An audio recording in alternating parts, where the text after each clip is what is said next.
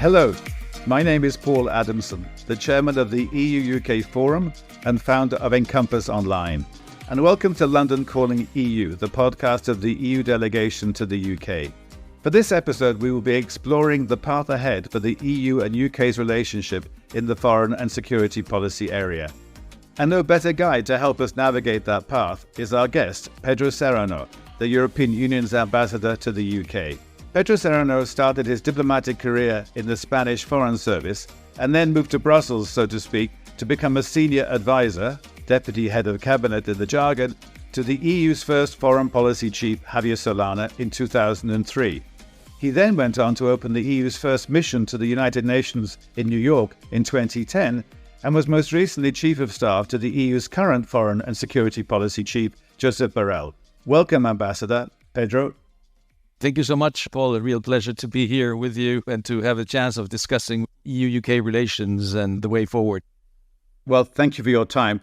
We are, as I said in the introduction, going to try and focus just on foreign security policy. But first, a tiny bit of history, a bit of education for our listeners, since you've been so closely involved since the outset in the establishment, the creation of an EU foreign security policy agenda and a policy going forward. How do you think things have developed in the 20 years since you're working for Javier Solana? Can the EU legitimately say and sincerely say it now has, 20 years on, an effective EU foreign security policy? Well, you know that the beginnings of a more structured and institutionalized foreign security and defense policy within the European Union was a bit the outcome of the Balkan Wars. And it was after the Balkan Wars that the European Union gave itself a high representative with less powers than the one we have today, and started developing, following the Saint-Malo agreement between France and the UK, started developing its security and defense policy and developing a capacity for crisis management and developing the beginning of a coordination on defense capability matters. The crisis management was a mixed capability. It was about being able to deploy civilian and military missions and operations. And actually, Javier Solana built his position as a high representative very much on the fact that he could deploy people on the ground in order to bring peace and stability to different situations. The first years when we were creating the structures and then the processes, the fact that we were creating them did not prevent Javier from being extremely active in pushing many initiatives forward in terms of deployment of missions and operations. And it did start in the Western Balkans, but very soon we were also having many missions in Eastern Europe, in Georgia. We are having missions, including in Asia, with one mission that was deployed in Aceh to bring peace, to stabilize and help in the demobilization process of the GAM guerrilla, as it was in Aceh, and many operations as well in Africa. Okay, so to bring in the UK then into this discussion, Pedro, of course, when the UK was a member of the European Union, it was often seen by many as an obstructive partner, a reluctant partner, a partner which didn't really support many areas of new policy areas that the EU was trying to develop. However, I hear you said in the past that the UK has always been behind most initiatives in the architecture of security and defence policy. So at the creation and development of this policy, when the UK was still a member of the EU, how would you rate its contribution to that development? Well, we couldn't have developed these policies and all these structures and institutions if the UK had not agreed to it. Most of the difficulties about developing defense policy within the European Union were linked to whether this was in competition or not with NATO. And although it was clear from the outset that it was not in competition with NATO, and actually the EU treaties state very clearly that for EU member states that are also NATO members, NATO remains the basis of their collective defense. So it's established, let's say, in our constitutional treaties. There were some fears that there could be or competition for resources, or we would be competing for acting in different theaters. In my view, fears were a bit excessive, but immediately we started seeing that the European Union was deploying in theaters that NATO was not interested to deploy and having a different type of operations, and also where it was maybe less sensitive from a political perspective to have an EU deployment instead of a NATO deployment. And EU deployments were also civilian, and EU deployments come also with many other instruments that the EU can deploy, in terms of development or humanitarian assistance, and therefore it's a different approach than the NATO one. So they're not in competition, but the NATO factor was an element in developing defense capabilities or defense policy in the European Union, and linked to that whether the EU could have or not military operational headquarters. And slowly we have, because realities have pushed in that direction. First, we agreed that NATO would be the basis or would provide capabilities to the EU itself. And these were the Berlin Accords that anyone that has studied this a bit will remember. But the Berlin Accords had the challenge of the fact that they required full unanimity in the EU and in NATO. And from 2004 onwards, this became problematic. So in reality, we only have one Berlin Plus operation that has been launched, which is in Bosnia-Herzegovina, with SHAPE as the operational headquarters. Okay. We'll circle back then to this contribution at the outset of the UK in this broad area, because it will help us inform maybe in the discussion to conclude about the scope in the future of a collaboration between the EU and the UK. But in the meantime, let me bring you back to the present time, more or less, where the European Commission President Ursula von der Leyen took office 4 years ago. She made a big point of saying, I want this to be a geopolitical commission, a geopolitical EU by extension.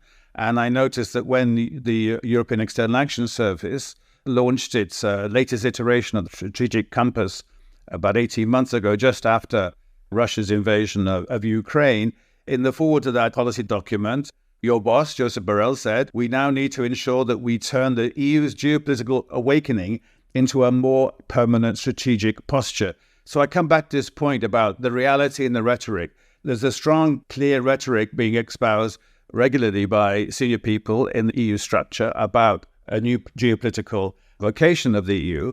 But my question now on the reality, how would you assess the reality of that geopolitical dimension? I think the geopolitical dimension has been a reality for many years now. So it's not that we are rediscovering or reinventing it. It's been in the making for many years. And the development of a security and defense policy was an important step in building that geopolitical dimension. The creation of the External Action Service in the Lisbon Treaty was another important step, with the powers given also to the High Representative, that is also Vice President of the Commission, with the responsibility for coordinating the external dimension of the action of the Commission, of course, under the authority of the President of the Commission.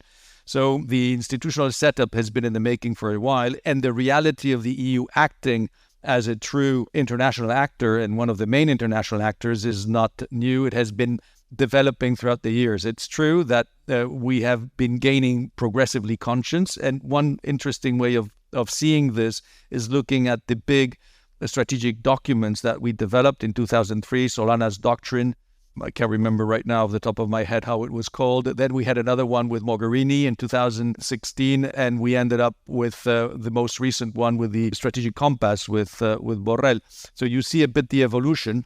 And one of the key elements of the evolution, and here the President of the Commission has been very important in having this happen, is ensuring that all the instruments of the European Union, all the Commission instruments, be they external action instruments or including the external dimensions of internal policies, are brought together in a common vision of what are the external interests of the European Union and how you can bring that to bear. And I'll finish with this, saying that what happened in our reaction to the war in Ukraine has shown that actually, if you're looking at defense, you're not only looking at mobilizing military instruments. What we have done in Ukraine at many different levels and in many different dimensions, with macro-financial support, with humanitarian support, with diplomatic support, with providing military equipment, all these shows that you need that plurality of instruments and bring them together with one political goal, and normally our political goals are to bring greater security, greater prosperity, and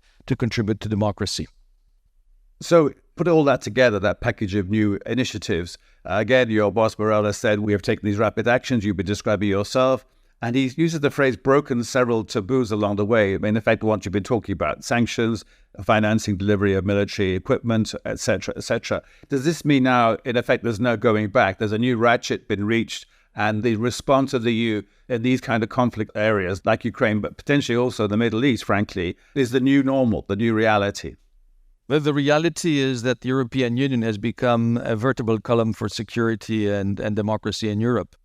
and it cannot escape that reality. It has been honing its instruments in order to be able to respond to those needs. It has been increasing the coordination and the coordinated deployment of those instruments.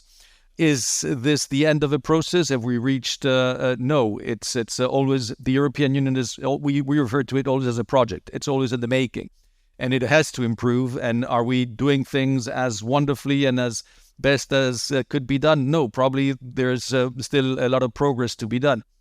But we have to look also at how other actors are intervening in the international community. Many of the problems that we're confronting are very intractable problems, very difficult, have been there for many decades, cannot be solved overnight. So it's not that the European Union is going to magically come up with solutions for all problems, but what it is doing, it is acting more decisively. By the way, the fact that member states want this to happen is vital. So member states want the European Union to become this actor with which they can align, through which they can also deploy their own means and support, obviously, their security and their interest. And this is, again, work in the making, and it will continue to be so. When you say the member states want the EU to act more decisively, and the language is littered with phrases like more effectiveness, greater speed, more rapid responses, how concerned are you at all, if at all rather, that a unity will be maintained across the EU27, both in the case of Ukraine and frankly, we'll have to come on to it soon, the Middle East? There's a certain issue there. The EU is not automatically united on all fronts in these areas, is it?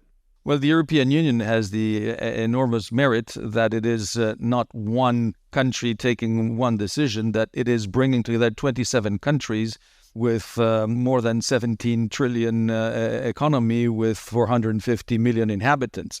And that's not an easy thing to do. And there are many mechanisms that help us work together. The most important thing is that we share interests and we share values. And this helps us see most of our foreign affairs interest and defense interest in a similar way.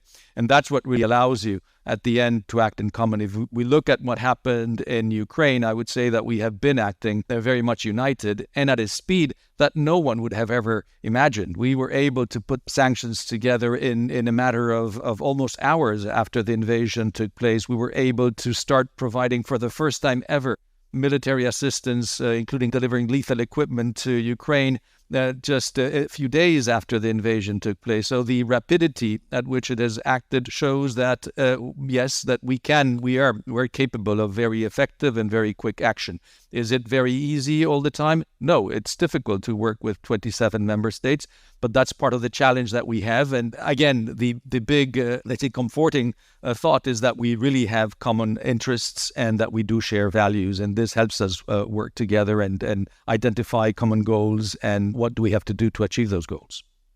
Well, we have, as you know better than I do, a new conflict to deal with in the Middle East. The EU has been widely criticised, the European Commission has been widely criticised about its initial response, about how to respond to, first of all, the attack by Hamas and then the response by the Israelis to that attack. Do you think that criticism has been justified? And do you think lessons, more importantly, maybe rather than going over old ground, lessons have been learned?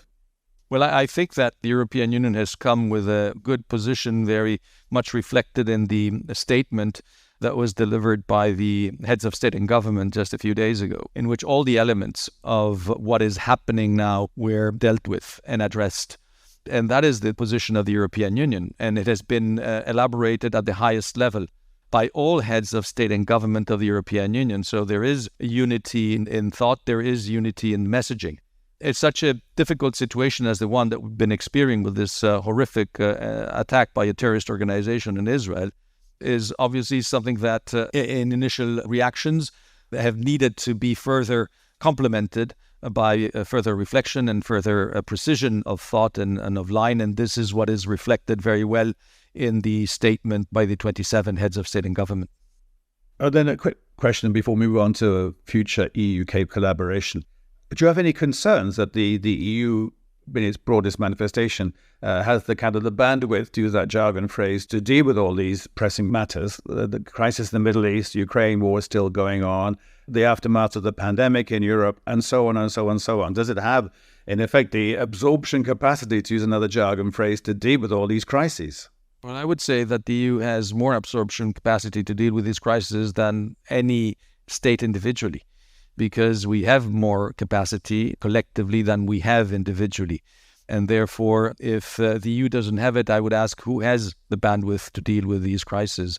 The reality is that we're facing extremely difficult challenges internationally, but I am convinced, and I think that reality is showing it as well, that working together as 27 is much more effective than what would have been individual reactions by any member state. Is it easy to achieve? No, sometimes it is more difficult than others. But again, since we do have common values, since we do have common interest, we achieve it.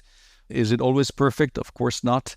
But I think we learn or try to learn from mistakes. We correct and we redress. But the important thing is that the European Union, in reality, has become the vertebral column of security, democracy, and prosperity in Europe. And I think that is quite clear when we see how it's acting. Again, I'm not saying that, we are always the best and doing marvelously. We're striving to do as best as we can. But again, it's an organization of states, an organization run by human beings. And inevitably, we're human beings. I'm not saying that artificial intelligence is better, but but human beings are certainly flawed as well. All right. Well, let's finish off by talking about the future EU-UK collaboration. Very briefly, in the negotiations for the future relationship between the EU and UK, which ultimately became the Trade and Cooperation Agreement, there was hope at one point that there would be some kind of chapter on collaboration in the foreign security policy area. Then, for reasons, let's not go into them now, on the UK side, the UK government at the time decided to take all that out of the declaration accompanying the TCA, as it's called.